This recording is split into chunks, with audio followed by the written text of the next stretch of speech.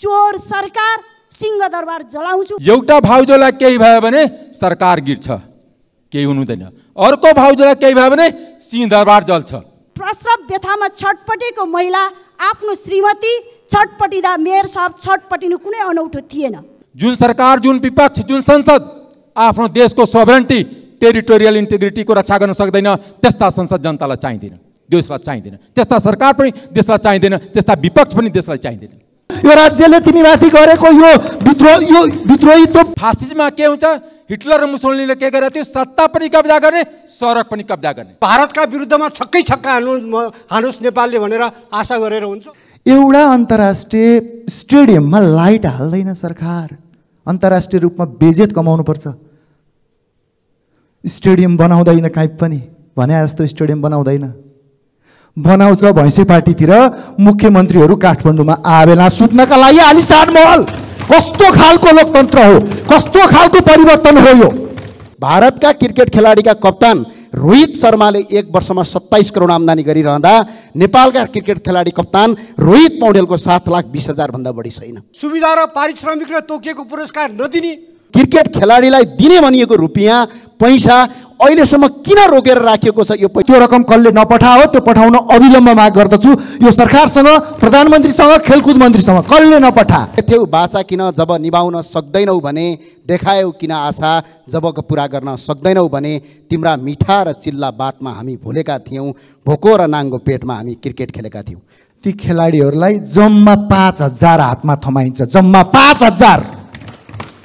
मेरा आँखाले देखेको छ, मैले देखेको छु खेलाडीका अभिभावकहरूलाई।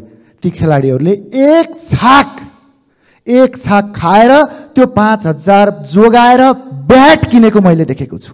यो राज्यले देख्दैन, यो राज्यका मुख्य जिम्मेवारहरूले देखेका छैनन्, यो राज्यको खेल मन्त्रीहरूले देख्दैनन्। जब प्रधानमन्त्रीले शुभकामना लेख्दै गर्दा ती हातहरूमा चाहिँ कहिलेकाहीँ डर लाग्छ कि लाग्दैन? जब क्रिकेट खेलाडीहरूलाई भिडियो कन्फरेन्समा बधाई दिँदै गर्दाखेरि त्यतिखेर अनुहार कस्तो हुन्छ? कसैले जोगाएको छ र गरिमा कायम राखेको छ भने खेलाडीको बलबुत्ताले र खेलाडीको अभिभावकको बलबुत्ताले जोगाइएको छ। आज क्रिकेटको महाशक्ति राष्ट्र भारतसँग हाम्रा खेलाडीहरू मैदानमा उत्रिँदै गर्दा हाम्रा खेलाडीको हालत के छ र हामीले प्रतिस्पर्धा गर्न आँटेको, आज गर्दै गरेको देशको खेलाडीहरूको अवस्था कस्तो छ, केही तथ्याङ्कहरू प्रस्तुत गर्न चाहन्छु। आज जुन देशको खेलाडीहरूसँग हाम्रो खेलाडीहरूले प्रतिस्पर्धा गर्दै हुनुहुन्छ, त्यहाँ A+ क्याटेगोरीको खेलाडीको लागि राज्यले 7 करोड आइसी वार्षिक तलब दिन्छ। A क्याटेगोरीको खेलाडीहरूको लागि 5 करोड आइसी, B क्याटेगोरीको खेलाडीहरूको लागि 3 करोड आइसी र C क्याटेगोरीको खेलाडीहरूको लागि 1 करोड आइसी।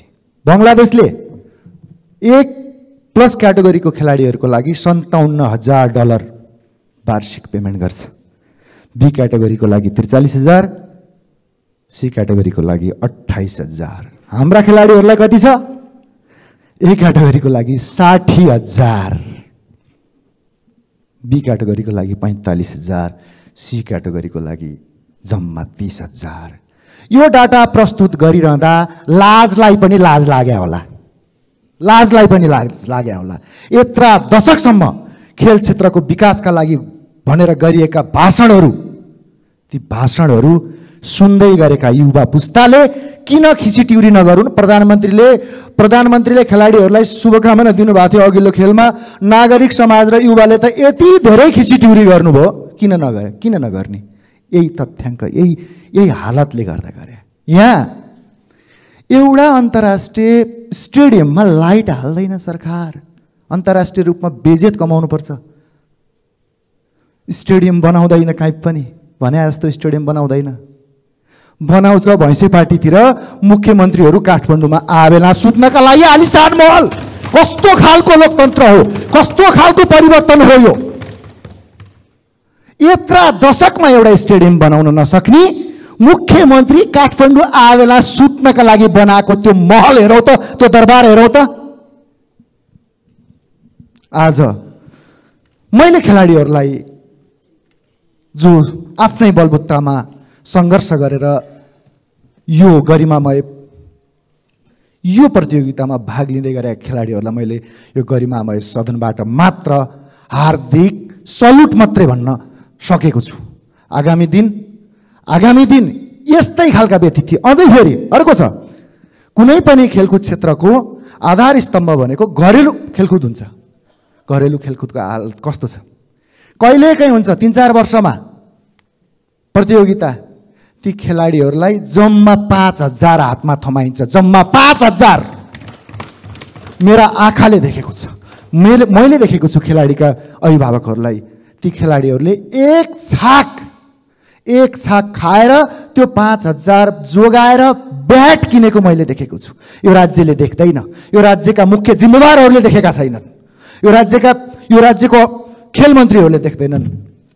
म ती खेलाडीहरूलाई उधारोमा जुन पुरस्कार दिएको छ नि, र महिनौँ वर्षौँदेखि त्यो उधारोमा दिएको पुरस्कार अविलम्ब तुरुन्तै आज यो हप्ताभित्र खेलाडीको खातामा त्यो रकम कसले नपठाओ, त्यो पठाउन अविलम्ब माग गर्दछु। यो सरकारसँग, प्रधानमन्त्रीसँग, खेलकुद मन्त्रीसँग कसले नपठा, अर्थ मन्त्रालय नपठा, खेल मन्त्रालय नपठा, कसले नपठा, सदनमा जानकारी गराइयोस्। युवालाई यो देशमा अत्याचार गरिएको छ, खेलाडीलाई शोषण गरिएको छ। यो तथ्याङ्कले त्यही बोल्ने होइन र यी डाटाहरूले त्यही बोल्ने होइन। अन्तिममा रोहित, यो आक्रोश सम्झेर यति लामो छक्का हानिदिनु, यो राज्यले तिमीमाथि गरेको यो विद्रोही त्यो आज त्यो मैदानमा बनिदिनु, सन्दीप यति धेरै बोल्ड गरिदिनु, यो हामीमाथि युवामाथि भएको यो अत्याचार सम्झेर यति धेरै बोल्ड गरिदिनु, आज इन्डियालाई जितिदिनु। सिङ्गो टिमलाई जितको शुभकामना दिन चाहन्छु। धन्यवाद। माननीय सदस्य श्री ज्ञानबहादुर साई, संक्षिप्तमा के राख्नुहोस्। सम्माननीय सभामुख महोदय, यही भदौ 17 गते बिहान 36 बजे जुम्लाको कनका सुन्दरी गाउँपालिका वडा नम्बर 4 मा एउटा गाडी एक्सिडेन्ट भयो र चालक र सहचालकको मृत्यु भयो। अहिलेसम्म 2066-67 देखि अहिलेसम्म कर्णाली राजमार्गको जुम्लाको सडक खण्ड लगायतमा 433 वटा सवारी दुर्घटना भए, 169 जनाले ज्यान गुमाए, कम्तीमा 800 जना भन्दा बढी आज पनि घाइते छन्, उहाँहरूको उपचार भइरहेको छ। यो कर्णाली राजमार्ग बनाएको हो कि यो मृत्यु मार्ग बनाएको? र अहिलेको सरकारलाई म अनुरोध र आग्रह गर्न चाहन्छु, यो राजमार्गको छिटोभन्दा छिटो कर्णाली राजमार्ग र नाङमा हुँदै गमगढी हुँदै रारा पुग्ने राजमार्गको छिटोभन्दा छिटो स्तर उन्नति र पिच गरियोस्। र साथसाथै सम्माननीय सभामुख महोदय, जब देख्छौँ, जब सुन्छौँ सरकारका बाचा मनै हर्षित हुन्छ। जब क्रिकेट मैदानमा छिर्छौँ, रगत पसिना बगाउँछौँ, जब भोग लाग्छ छाम्छौँ गोजी, 1000 पटक त्रसित हुन्छु। गरेथ्यौ बाचा किन जब निभाउन सक्दैनौ भने, देखायौ किन आशा जब पुरा गर्न सक्दैनौ भने, तिम्रा मिठा र चिल्ला बातमा हामी भुलेका थियौँ, भोको र नाङ्गो पेटमा हामी क्रिकेट खेलेका थियौँ। सम्माननीय सभामुख महोदय, यो प्रधानमन्त्रीज्यूले क्रिकेट खेलाडीका लागि भनेर नेपाल नामिबिया स्कटल्यान्ड काठमाडौँमा 3 लाख, नेपाल युएई पिएनजीसँग युएईमा खेल्दा 3 लाख, नेपाल युएई पिएनजी काठमाडौँसँग काठमाडौँमा खेल्दा 3 लाख, प्रधानमन्त्रीले घोषणा गरेको 2 लाख र एसिसी कप जित्दाखेरि 6 लाख गरेर नेपालका खेलाडीलाई 17 लाख रुपैयाँ दिने भनेर बाचा गर्नुभयो। तर अहिलेसम्म नेपालका खेलाडीको खातामा 1 रुपियाँ पैसा पनि आएको छैन। भोकै खेलिरहेका छन्। आज भारतसँग नेपालले क्रिकेट खेल्दैछ, हामी बधाई दिइरहेका छौँ। तर सम्माननीय प्रधानमन्त्रीलाई सभामुख मार्फत म भन्न चाहन्छु कि जब प्रधानमन्त्रीले शुभकामना लेख्दै गर्दा ती हातहरूमा चाहिँ कहिलेकाहीँ डर लाग्छ कि लाग्दैन? जब क्रिकेट खेलाडीहरूलाई भिडियो कन्फरेन्समा बधाई दिँदै गर्दाखेरि त्यतिखेर अनुहार कस्तो हुन्छ? यसरी तपाईँको 17 लाख रुपैयाँ बाचा गरेको नदिने र आज मात्रै भारतका क्रिकेट खेलाडीका कप्तान रोहित शर्माले 1 वर्षमा 27 करोड आम्दानी गरिरहँदा नेपालका क्रिकेट खेलाडी कप्तान रोहित पौडेलको 7,20,000 भन्दा बढी छैन। तर पनि आज क्रिकेट खेलिरहेका छन्। म यहीँबाट भन्न चाहन्छु, क्रिकेट खेलाडीलाई दिने भनिएको रुपियाँ पैसा अहिलेसम्म किन रोकेर राखिएको छ? यो पैसा छिटो दिउँ, होइन भने फेसबुकका भित्ता र टेलिभिजनमा तपाईँको भिडियो कन्फरेन्स गरेर खेलाडीको मनोबल उच्च हुँदैन। आज भोको पेटले राष्ट्रवादलाई तपाईँको कहाँसम्म धान्ने यो प्रश्न चिन्ह खडा हुन्छ। प्रधानमन्त्रीलाई छिटोभन्दा छिटो क्रिकेट खेलाडीले पाउनुपर्ने पैसा र खेलकुद मन्त्री र सरकारले छिटोभन्दा छिटो उपलब्ध गराओस्, म यही शुभकामना व्यक्त गर्न चाहन्छु र छिटो गरियोस् भन्ने ध्यान आकर्षण गराउन चाहन्छु। हस्, धन्यवाद। मान्य सदस्य श्री राजेन्द्र प्रसाद लिङदेन, समय 4 मिनेट। त्यसपछि मान्य सदस्य श्री शेरबहादुर कुँवर। सभामुख महोदय, नेपाल अहिले दुईटा नेपाल छ। एउटा मेची महाकाली बीचको यो भूगोलको नेपाल, अर्को नेपाल जो यो भूगोल बाहिर छ, जसले अहिले नेपाललाई आर्थिक रूपले घुँडा टेक्न दिएको छैन, जो वैदेशिक रोजगारीमा रहेका अथवा प्रवासमा रहेका नेपालीहरूको भावनाको नेपाल।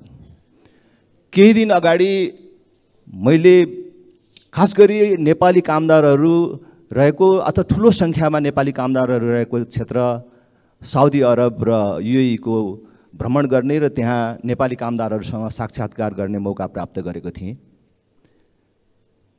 नेपालमा रोजगारीको अवसर सिर्जना नभएपछि, नेपालमै गरी खाने ठाउँ नपाएपछि, नागरिकता बनाउने र पासपोर्ट बनाउने उमेर पुग्ने बित्तिकै आमाको काख छोडेर, श्रीमतीको साथ छोडेर वैदेशिक रोजगारमा जान बाध्य भएका युवाहरूले त्यहाँ यसरी आक्रोश र आँसु एकैसाथ पोखे कि त्यसबेला हामी त के राजनीति गरिराखेका रहेछौँ, हामीले कसका लागि गरिराखेका रहेछौँ भन्ने कुरा त्यहाँ चाहिँ अनुभव गर्ने मौका प्राप्त भयो। उनीहरूले भन्थे कि हामीले हिँड्ने बेलामै हाम्रो विमानस्थलबाट अपमान भोग्न सुरु गर्नुपर्दछ, त्यसपछि फर्किँदाखेरि पनि सबभन्दा ठुलो अपमान हाम्रो विमानस्थलमा भोग्नुपर्दछ भनेर भन्थे। म सरकारको ध्यान आकर्षण गराउन चाहन्छु, विमानस्थलमा हुने हाम्रो व्यवहारमा सुधार र परिवर्तन गर्न सरकारले ध्यान दिनु पर्यो।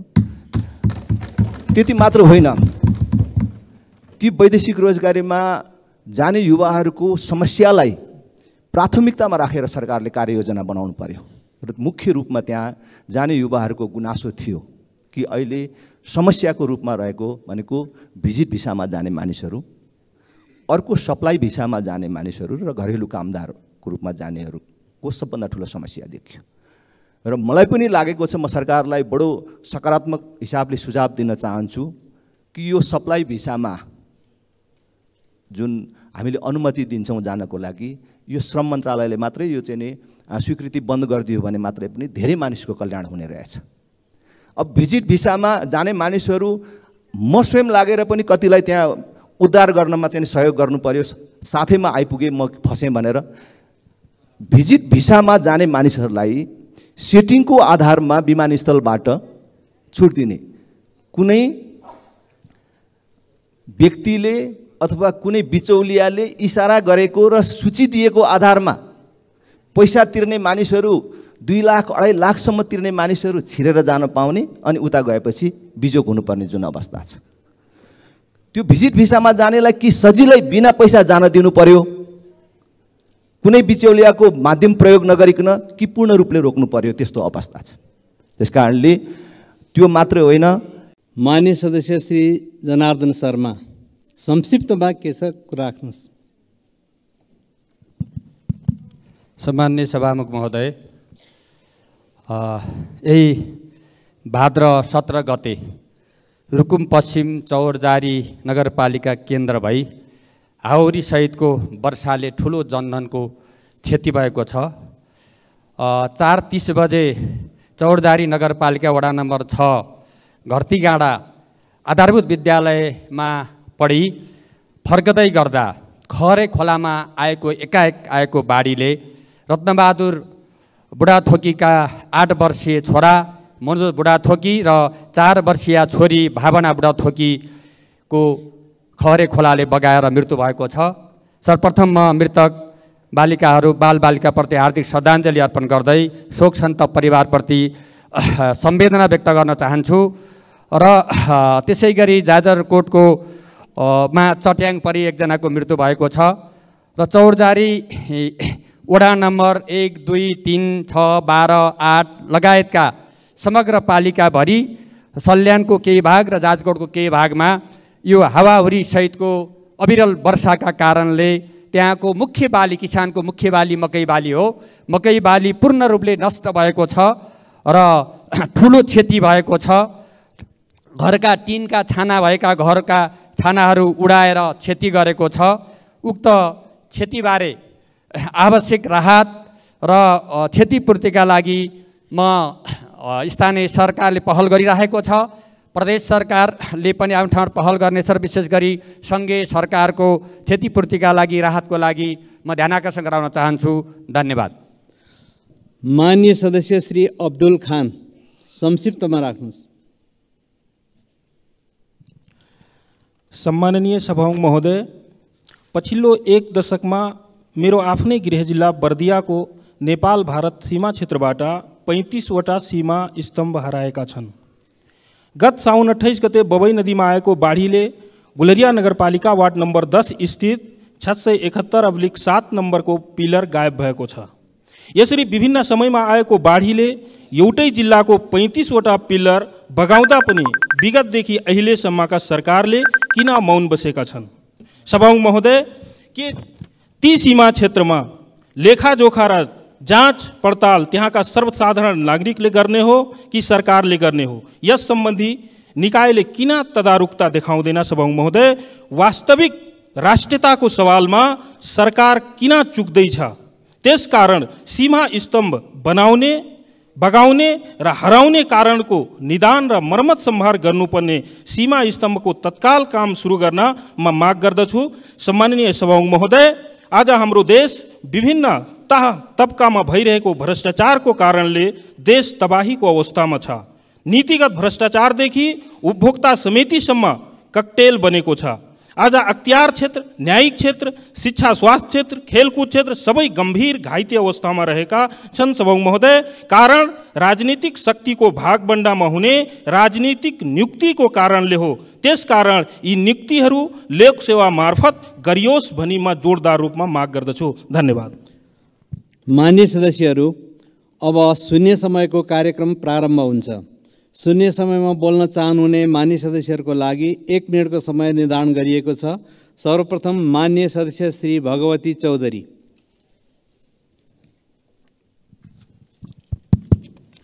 सम्मान्य सभामुख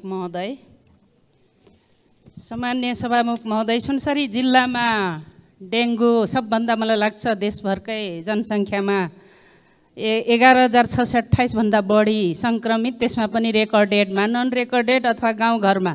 अब भन्छन् त्यहाँ धरानमा के अरे बर्सातको पानी जम्मा गर्ने हुँदाखेरि त्यहाँ चाहिँ डेङ्गु फैलियो। त्यो भन्दा पनि सुनसरी जिल्लाकै मेरो रेकर्डमा भन्नुपर्दा मेरो क्षेत्रकै पनि 3-4 जनाको मृत्यु, त्यसमा पनि फरक दक्षिणी बेल्टमा पनि भएको अवस्थाहरू छ। सभामुख महोदय, यस्तो आक्रान्त रोग अथवा सङ्क्रमित भएर मोरङमा त्यसै गरी 2000 भन्दा पनि माथिको डाटामा सङ्क्रमित भइसकेको अवस्था हुँदै देशभरि फैलेको यो रोगलाई सरकारले खासै एउटा ठोस योजना लिएर तदारुकताका साथ यो रोगलाई निराकरण गर्ने अवस्थाहरू लिएको देखिँदैन सभामुख महोदय।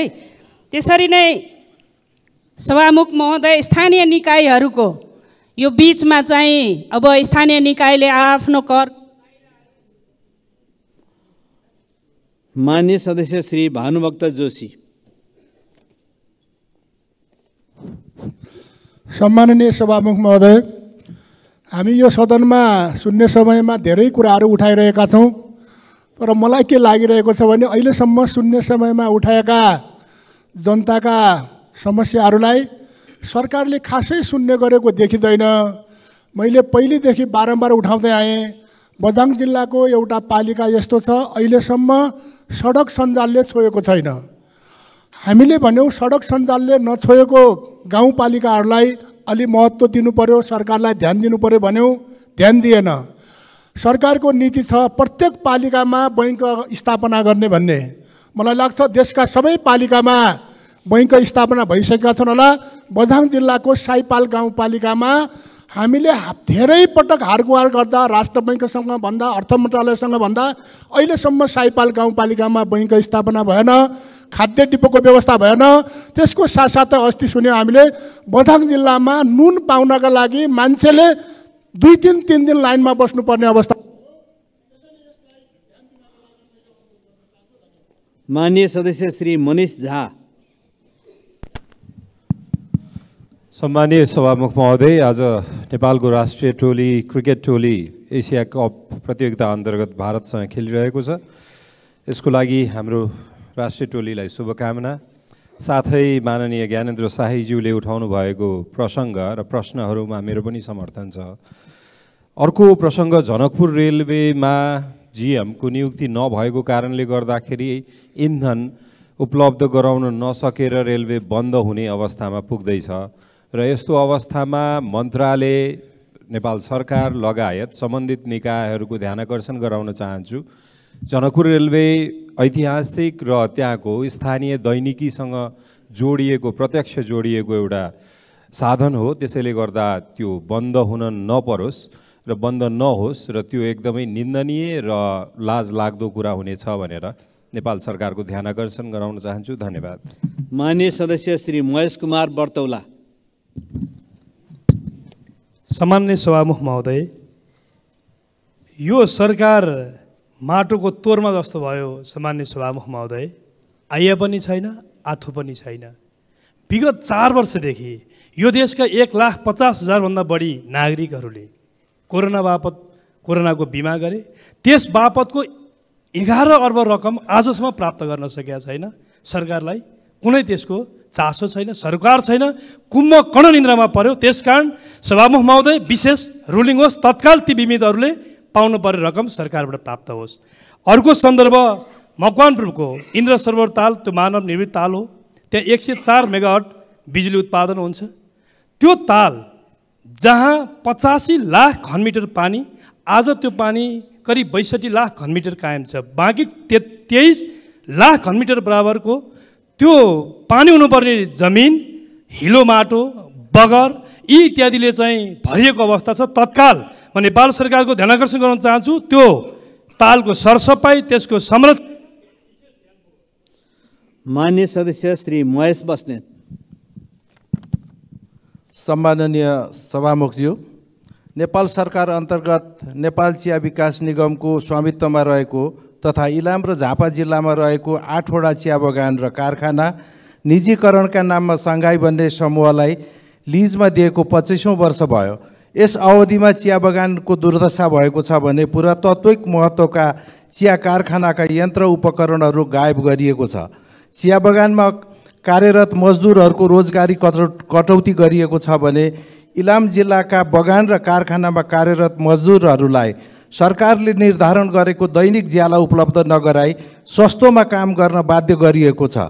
श्रम ऐनले तोकेको बसोबास, स्वास्थ्य सुविधा, बिदा लगायतका सुविधाबाट समेत वञ्चित गरिएको छ। यस सन्दर्भमा सरकारको गम्भीर ध्यान आकर्षण गराउन चाहन्छु। राष्ट्रिय दुग्ध विकास बोर्ड खारेजीको निर्णय खारेज गरी पुनः बोर्ड सञ्चालन गरेर दुग्ध उत्पादक किसानहरूलाई प्रोत्साहित गर्न माग गर्दछु। धन्यवाद। माननीय सदस्य श्री मङ्गल प्रसाद गुप्ता।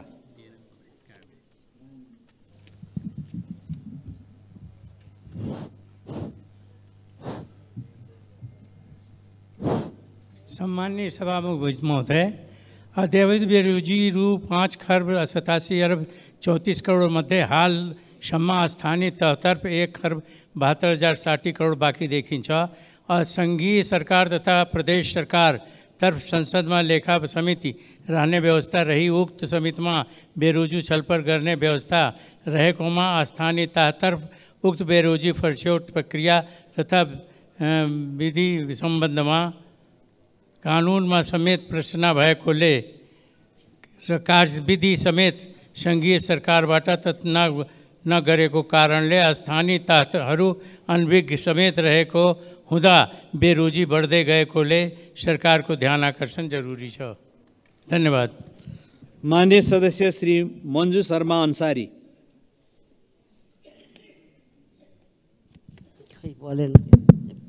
सम्मान्य सभामुखज्यू, हामीहरू संविधानमा जस्तो महिलाको अधिकारको उत्कृष्ट संविधान सायद यो एसिया मुलुकको धेरै कम मुलुकमा होला।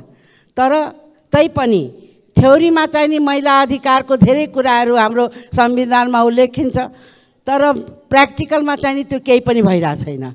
आज पनि महिलाहरू त्यति नै पीडित छन्। उनीहरूको बाल सुधार गृहमा 13 वर्षको महिलाको रेप हुन्छ, तर त्यसको सुनवाई हुँदैन। बाहिर त हुन्थ्यो अब कारागृहभित्र पनि रेप हुँदै गइरहेको छ। यो कुरामा पनि सरकारले अलि कडाइले ध्यान दिन सकेको छैन। अर्कोतिर आफ्नो सन्तानको नागरिकता बनाउन कतिपय महिलाहरू सिडिओ कार्यालय धाइरहेका हुन्छन्, तर आज पनि ती बच्चाहरूले नागरिकता पाइरहेका छैनन्। आज पनि तिनीहरूलाई सिडिओले यो कुरा पुगेन ऊ कुरा पुगेन भनेर महिनौदेखि देखुन दौडाइरहेको छ, जबकि नागरिकता विधेयक पास भएको पनि आज यतिका दिन भइसक्यो। मान्य सदस्य श्री योगेश कुमार भट्टराई। सम्मान्य सभामुख महोदय, ताप्लेजुङ जिल्लाका केही ज्वलन्त समस्याहरूको सरकारलाई ध्यान आकर्षण गर्न चाहन्छु। मेची राजमार्ग र तमर करिडोर अन्तर्गत ताप्लेजुङ खण्डमा पर्ने सडकको मालपोत, सडकले ओगटेको जमिनको मालपोत अहिले पनि व्यक्तिले तिर्नुपर्ने अवस्था भएको छ। त्यसैले सडकको जमिन र व्यक्तिको जमिन तत्काल लगत कट्टा गर्ने व्यवस्था मिलाउन सरकारको ध्यान आकर्षण गर्दछु। नम्बर 2, पहाडी जिल्लामा जग्गाको वर्गीकरण अव्यावहारिक छ र अन्यायपूर्ण छ, त्यसलाई सच्याउन सरकारको ध्यान आकर्षण गर्दछु। ओलाङचुङ गोला नाका अहिलेसम्म पनि खुलेको छैन, जसले गर्दा ताप्लेजुङबाट तिब्बत जाने व्यक्तिहरूको निम्ति र स्थानीयको निम्ति समस्या उत्पन्न भएको छ। उक्त नाका खोल्न सरकारको ध्यान आकर्षण गर्दछु। ताप्लेजुङ जिल्लामा राजस्व बुझाउने कर कार्यालय नभएको हुनाले सर्वसाधारणले शास्ति बिहोर्नु परेको छ। तत्काल ताप्लेजुङ जिल्लामा कर कार्यालय खोल्नको निम्ति माग गर्दछु र जाँदा जाँदै आज भारतसँग खेलिरहेको नेपालको क्रिकेट टिमलाई विजयको निम्ति शुभकामना व्यक्त गर्दछु। धन्यवाद। मान्य सदस्य श्री रघुजी पन्त। सभामुख महोदय, नक्सा त संसदबाट हामीले एकमतले जारी गऱ्यौँ, तर भर्खरै चीनले प्रकाशित गरेको उसको नक्साको छिमेकमा हाम्रो देश देखाउँदा हाम्रो चुच्चे नक्सा छैन। र परराष्ट्र मन्त्री अघिल्ला सरकारहरूलाई उसले चिठी नै लेखाएर हिँड्छ, उसले पठाएकै छैन भनेर गाली आलोचना गरेर बसिराख्नु भएको छ। यो सरकारको दायित्व हो। वर्तमान परराष्ट्र मन्त्रालय र वर्तमान सरकारले हाम्रो संसदबाट एकमतले पारित नक्सालाई मान्यता दिलाउनको लागि कुन देशसँग के गतिविधि कुन पत्राचार गरेको छ त्यसको सम्पूर्ण जानकारी यो संसदलाई तत्काल देओस् भन्ने म माग गर्दछु। पहिलो कुरा। दोस्रो कुरा, आज क्रिकेट हुँदैछ भारत र नेपालको बिचमा, तर चितवनमा निर्माण गर्न थालेको अलपत्र परेको क्रिकेटको बारेमा प्रधानमन्त्रीले यहीँ बोलेर धेरै आश्वासन दिनुभएको थियो। त्यो निर्माण अगाडि बढेको छैन। खेल मैदान नदिने, उनीहरूले पाउनुपर्ने सुविधा र पारिश्रमिक र तोकिएको पुरस्कार नदिने, अनि भारतका विरुद्धमा छक्कै छक्का हानुस् नेपालले भनेर आशा गरेर हुन्छ?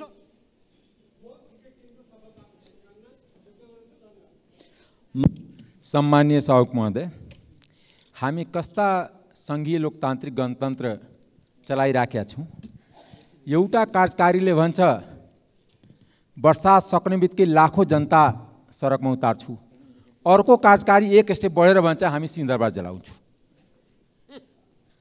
यो मैले बुझ्नै सकिनँ। सरकारबाट क्लियर हुन चाहन्छु, लाखौँ जनता वर्षातपछि कसको विरुद्धमा उतार्ने हो? सरकारको विरुद्धमा, जनताको विरुद्धमा उतार्ने हो कि राष्ट्रको विरुद्धमा उतार्ने हो? र सिंहदरबार के को लागि जलाउने हो? कुन नियमको तहत जलाउने हो? एउटा हामी सुनेका थियौँ इतिहासमा, प्रेमिकाको लागि ताजमहल बनेको थियो। हाम्रो नेपालमा पनि प्रतापमलले रानीलाई खुसी पार्न रानी पोखरी बनाए। इवन खरक शमशेरले रानीलाई खुसी पार्ने रानी महल बनाए र सीताको लागि लङ्का जलाए। र इतिहासको सबभन्दा ठुलो युद्ध, first world war second world वारभन्दा पनि ठुलो युद्ध पञ्चाली द्रौपदीको लागि महाभारत भयो। हामी कता गइरहेछ कि हाम्रो लोकसङ्घीय लोकतान्त्रिक यता पनि के सुनिन्छ भने एउटा भाउजूलाई केही भयो भने सरकार गिर्छ, केही हुनु हुँदैन। अर्को भाउजूलाई केही भयो भने सिंहदरबार जल्छ। यो कस्ता हामी अभ्यास गर्छौँ? यो हामी फासिज्मतिर गइरहेछौँ, नाजिमतिर गइरहेछौँ। सांसद मान्यजीहरू हाँसिराख्नु भएको छ। फासिज्ममा के हुन्छ? हिटलर र मुसोलिनीले के गरेको थियो? सत्ता पनि कब्जा गर्ने, सडक पनि कब्जा गर्ने, जनतालाई कहीँ चलन नदिने, लोकतन्त्रलाई कहीँ हिँड्न नदिने, मानवाधिकारलाई कहीँ नहुन दिने, प्रेसको स्वतन्त्रता समाप्त हुने। हामी त्यतातिर त गइरहेछ नि, मलाई डर त्यतातिर छ। किन हामी नाजीवाद र फासीवादको अभ्यास गर्नतिर गइरहेको छैन। र सो कल्ड डेमोक्रेटिक पार्टी त्यसमा मौन समर्थन छ। त्यस कारणले फासीवाद नाजीवाद हिटलर पनि जितेरै आएको थियो। कुनै राजाको घरमा पैदा भएकै थिएन, राजकुमार थिए, युवराज थिएन। तेस्रो कुरा मैले भन्न चाहन्छु, हामी राष्ट्रवादको कुरा गर्छौँ, सरकार र विपक्षी सबैसँग सोध्छौँ हाम्रो राष्ट्रवाद कहाँ गयो? जब चाइनाले हाम्रै भूमि लिपु लेक लिम्बुको धारा नक्सा आफ्नो देशमा राख्यो, के भयो भारतको अर्को देशमा राख्यो, हाम्रो जुन सरकार, जुन विपक्ष, जुन संसद आफ्नो देशको सोभरेन्टी टेरिटोरियल इन्टिग्रिटीको रक्षा गर्न सक्दैन, त्यस्ता संसद जनतालाई चाहिँदैन, देशलाई चाहिँदैन। त्यस्ता सरकार पनि देशलाई चाहिँदैन, त्यस्ता विपक्ष पनि देशलाई चाहिँदैन। देशको सबभन्दा पहिला संसदीय देशको इन्टिग्रिटी हो। दोस्रो कुरा, अस्ति त इन्डियामा जन्ती गयो, युएन जुन महासभा छ, संयुक्त राष्ट्र महासभामा फेरि प्रधानमन्त्री ठुलो जन्ती लिएर जानुहुन्छ, किनकि युएनको चार्टर पढ्दाखेरि 5 जना आइपुग्छ। यत्रो 50 जनाको जन्ती नेपाली जनता सिटामोल नपाउने, उपचार नपाउने, रात दिन दुर्घटना हुने त्यसमा नपाउने, किसानले मल नपाउने, तर प्रधानमन्त्री मन्त्रीजी सैर गर्नलाई आफ्नो चट्टा बट्टा झोलीहरूलाई 50 जना 100 जनाको जहाँ करोडौँ रुपियाँ टिकटदेखि बस्न पर्छ।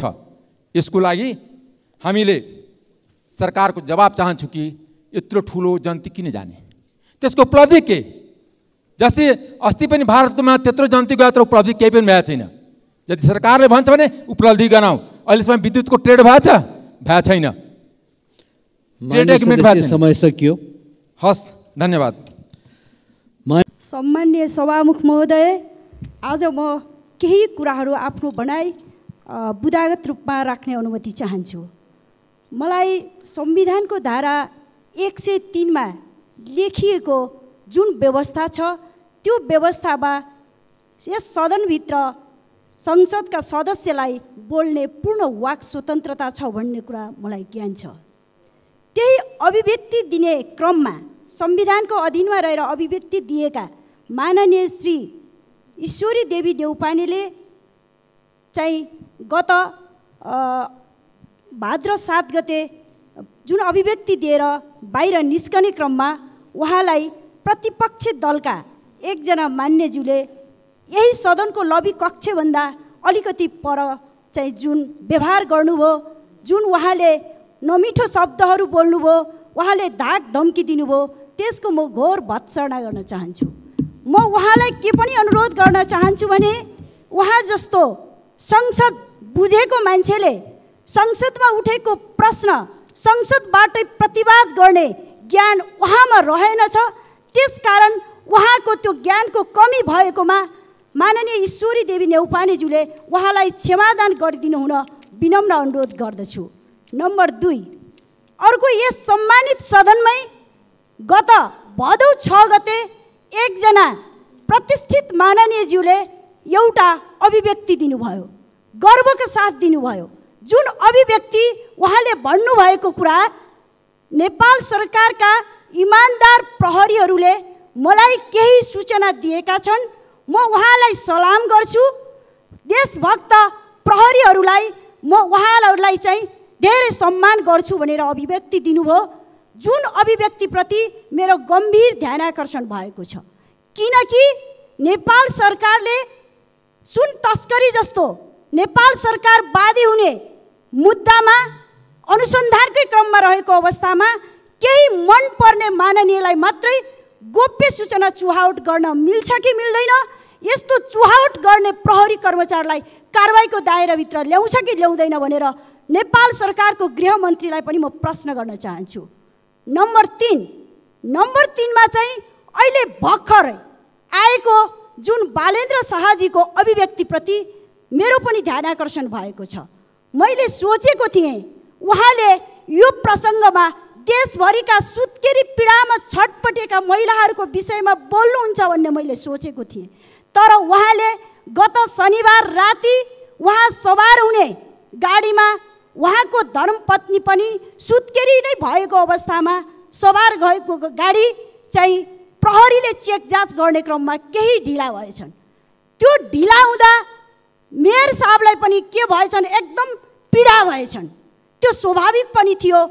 प्रसव व्यथामा छटपटेको महिला आफ्नो श्रीमती छटपटिँदा मेयर साहब छटपटिनु कुनै अनौठो थिएन, तर मलाई विश्वास थियो प्रसव व्यथामा छटपटेका महिलाहरूको पीडा बुझेर यो देशमा सबै महिलाहरूलाई तत्काल सुविधा नेपाल सरकारले दिलाउनु पर्छ भन्ने प्रश्न उहाँले उठाउनुहुन्छ भन्ने मैले विश्वास गरेको थिएँ। तर उहाँले आक्रोशमा के भन्नुभयो भन्दाखेरि चोर सरकार सिंहदरबार जलाउँछु भन्ने अभिव्यक्ति जुन दिनुभयो यो गैर कानुनी छ, संविधान विपरीत छ। यसमा नेपाल सरकारले गम्भीर भएर सोच्नका लागि म विनम्रतापूर्वक अनुरोध गर्न चाहन्छु।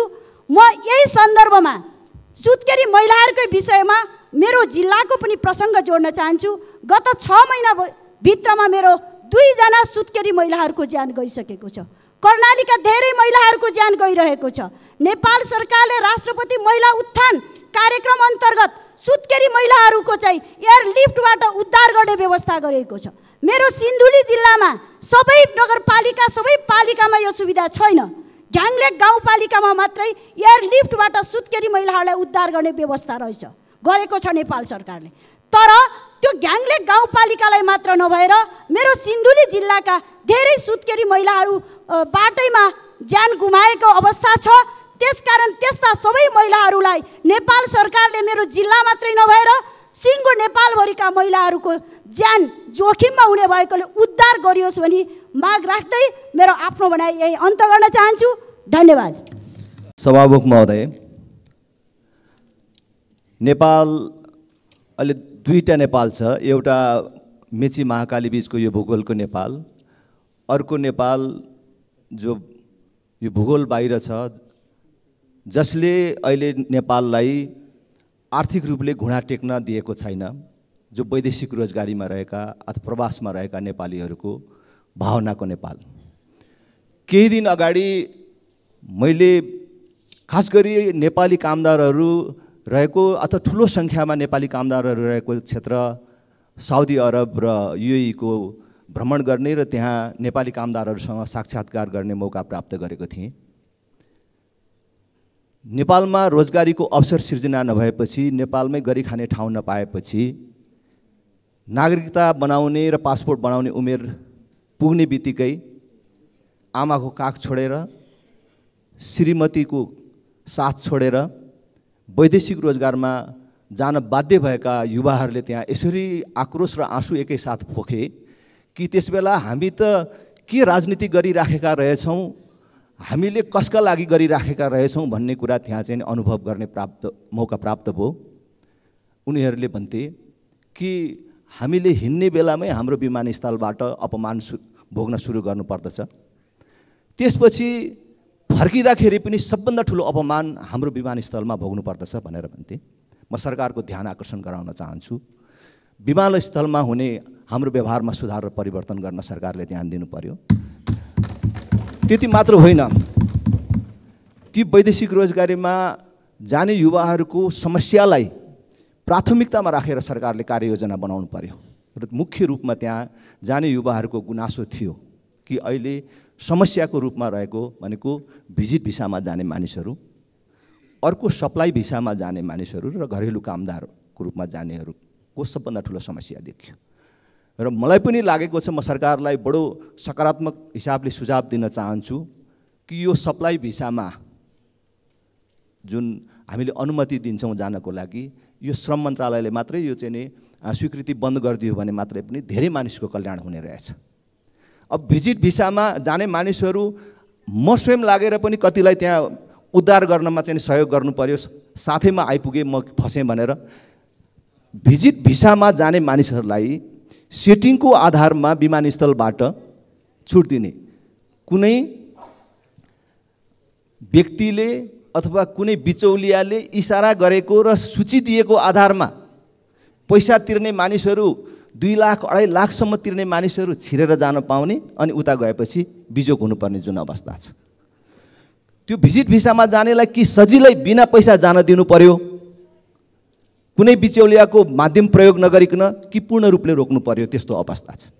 त्यसकारणले त्यो मात्र होइन कि आज दूतावासहरूको अवस्था पनि यस्तो देखियो कि दूतावासको एउटा कर्मचारीले 40,000 मानिसलाई सेवा दिनुपर्ने रहेछ।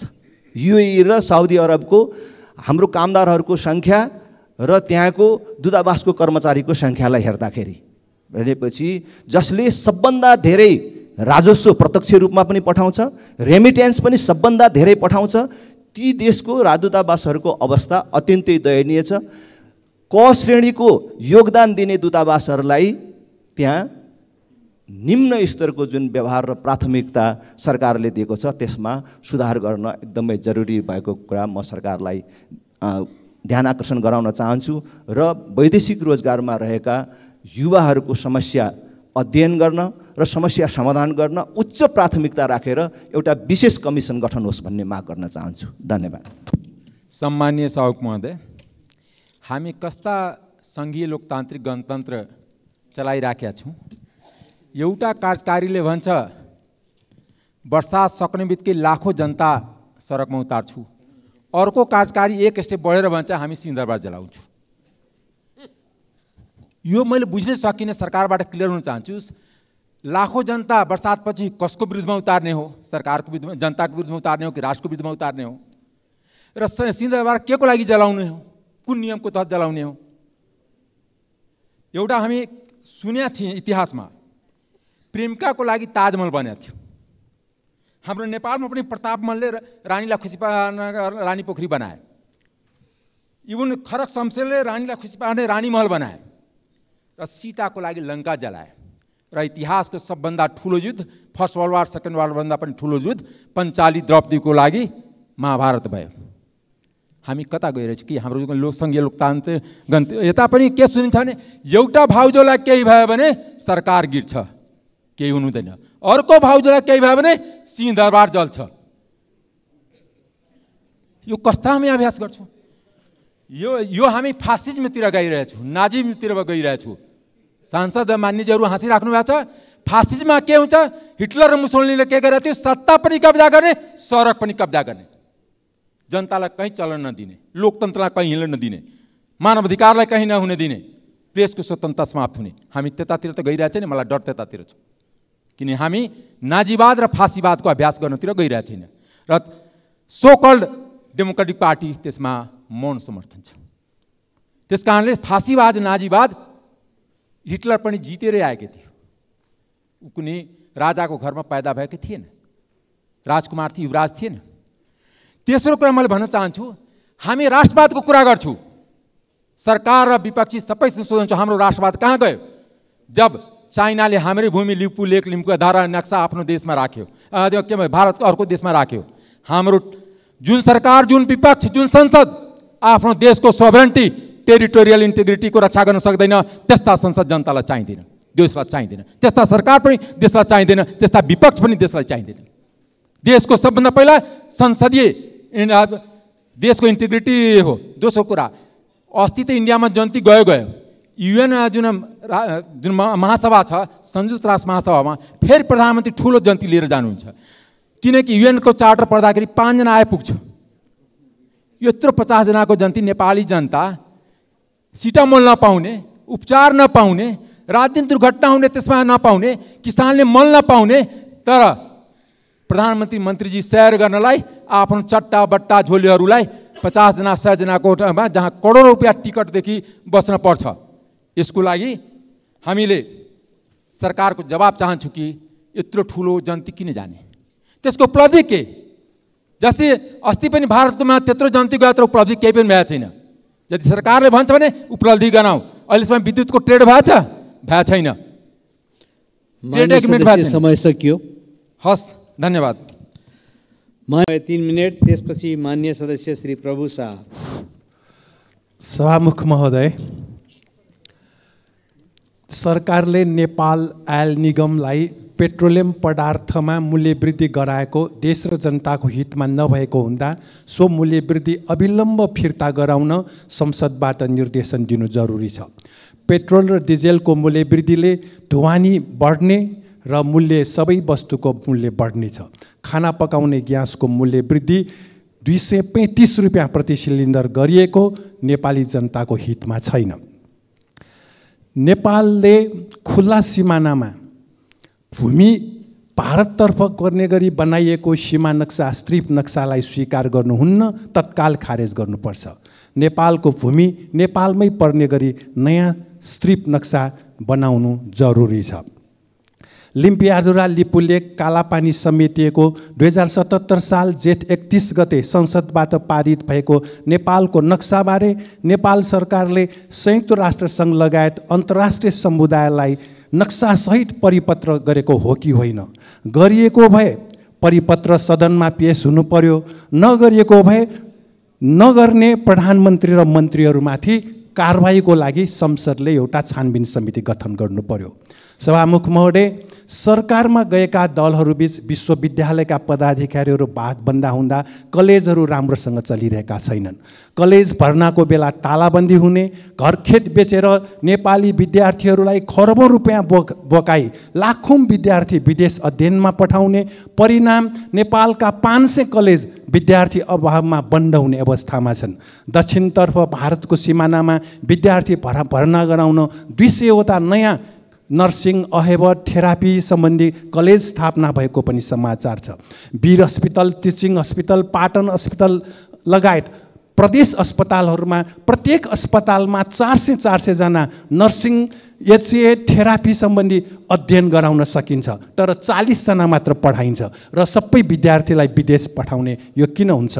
भक्तपुर नगरपालिकाको बहुप्राविधिकमा 200 जना नर्स पढाउन सकिन्छ, त्यस्तै एचए र थेरापी पनि पढाउन सकिन्छ, तर 40 जना नर्स मात्र दिएको छ, अरू विषय त सम्बन्ध नै दिँदैन। किन भन्दाखेरि निजी विद्यालयहरू कलेजहरू रिसाउँछ अरे मन्त्रीदेखि।